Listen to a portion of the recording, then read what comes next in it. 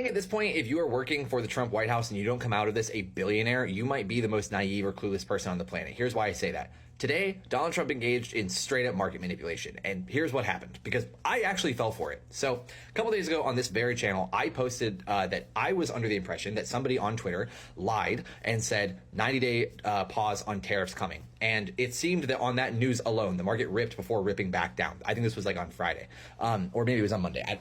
Everything moves so fast. Well, at the time I was like, oh, whoever did that or whoever leaked that, they were just lying in order to juice their own gains.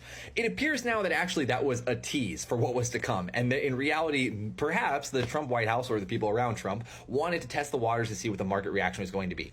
And lo and behold, a few hours into the trading today, Trump tweets, great time to buy. And then what does he do an hour or so, or like a few hours later? He says 90-day pause on tariffs for all countries that don't place retaliatory tariffs on the United States. And the market shoots up 5% in the course of an hour. Normally in a regular, like non-volatile market, a 1% move in the S&P 500 positively is a big deal. 5% in an hour is bananas mode. That's crazy, okay? And this caused some stocks like Tesla, they were up like 5% for the day, to go up to being up 20% for the day. Just insane amounts of gains for people who had like call options or were just holding shares for that matter. And I cannot believe I did not see it coming.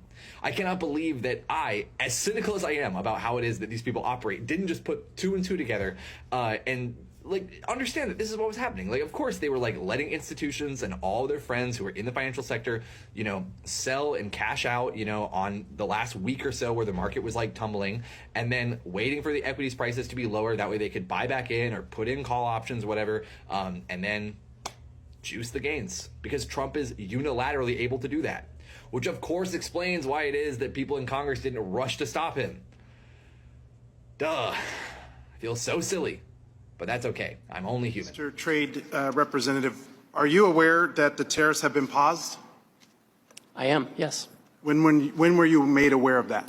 Well, I understood the decision was made a few minutes ago. So did you know that that this was under discussion, and why did you not include that as part of your opening remarks? So typically what I don't do is divulge the contents of my discussions. So the trade representative hasn't spoken to the President of the United States about a global reordering of trade. Yes, I have. And I've just been in the hearing with you, sir. But yet he announced it on a tweet? WTF? Who's in charge?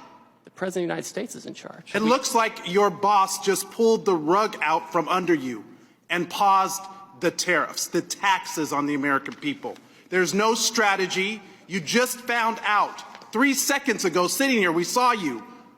We've been discussing a variety of If you came here knowing that you were going to be turned off, that these tariffs were going to be turned off, why didn't you include that in your opening statement? Why didn't you reference that as part of your testimony? Well, I don't disclose my conversations with the President, sir. These were specific questions we asked you all along. What's the strategy?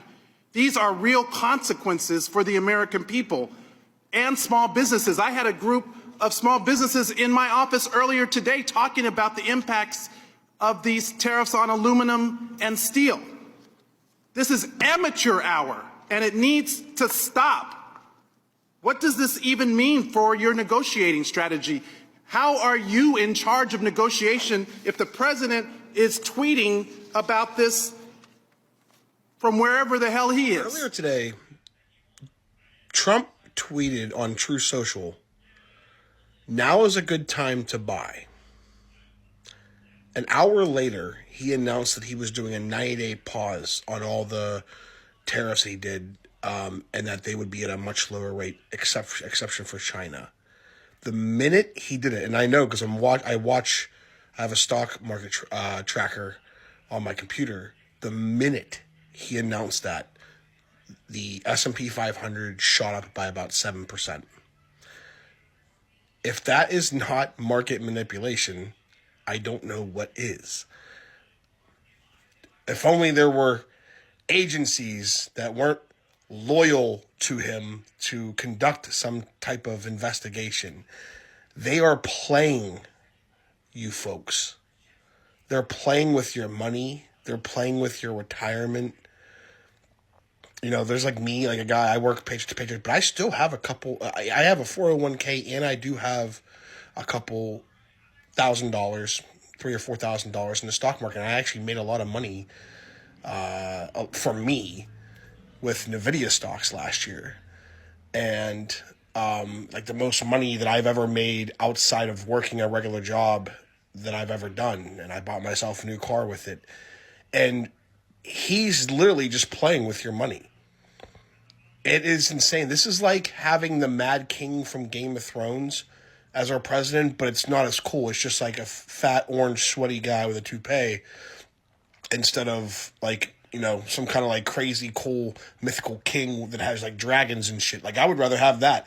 I'd rather just have dragons flying around, fucking spraying fire everywhere. At least that would be cool. I'd be like, wow, that's crazy, man. I lived in the craziest times. Just like, nah, we just had this old orange bitch ass dude just straight up doing market manipulation.